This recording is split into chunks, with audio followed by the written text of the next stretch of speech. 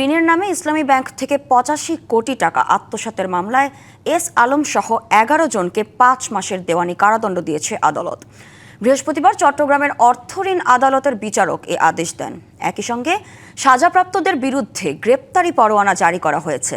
এছাড়া আত্মসাৎ করা অর্থ দ্রুত ব্যাংকে ফেরত দেওয়ার নির্দেশও দেওয়া হয়েছে। মামলার নথি থেকে জানা যায়, গাড়ি কেনার নামে এস আলমের সুবিধাভোগী প্রতিষ্ঠান ওজি ট্রাভেলস ইসলামী ব্যাংকের খাতুনগঞ্জ শাখা থেকে ঋণ নেয়। তবে নির্ধারিত কাজে ব্যবহার না করে পুরো অর্থই আত্মসাৎ করা হয় বলে অভিযোগ ওঠে। পরে ওই অর্থ আদায়ে আদালতে মামলা করে ইসলামী ব্যাংক।